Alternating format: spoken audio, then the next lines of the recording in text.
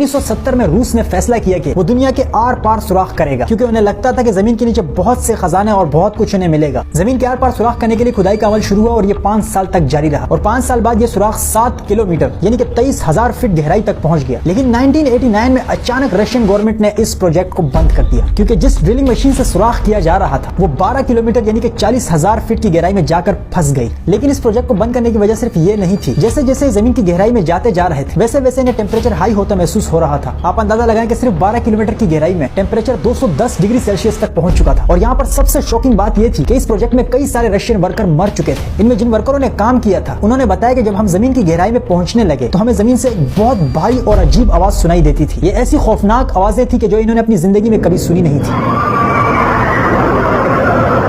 और इन आवाजों के अलावा जमीन के अंदर खामोशी कभी कभी बहुत ज्यादा फील होती थी, जिसकी वजह से इन्हें बहुत ज्यादा खौफ आता था। और जमीन के अंदर जैसे जैसे घुसते जाते थे इनको अपना आप बहुत भारी महसूस होता था, जिससे ये बात पता चली कि जमीन के अंदर जैसे जैसे आप जाते जाएंगे तो ग्रेविटी यानी कि कशिश शकल मजबूत होती जाएगी, यानी जमीन आपको अपनी तरफ मजीद जोर से खींचने लगेगी। इन पुरस्कार चीजों के अलावा एक चीज ये भी थी कि जमीन में जिस रफ्तार से ड्रिलिंग की जा रही थी उस हिसाब से ये लोग 1140 साल में सिर्फ जमीन के आधे तक पहुंच पाते। तो सोचे आर पार निकलने में कितना टाइम लगता। बहरहाल ये आज तक का जमीन पर इंसानों की तरफ से किया गया सबसे बड़ा सुराख है, जिसे Kola super deep bore hole के नाम से जाना जाता है। और इस प्रोजेक्ट को खत्म करने के बाद इस सुराख को हमेशा के लिए वेल्ड करके बंद कर दिया गया है।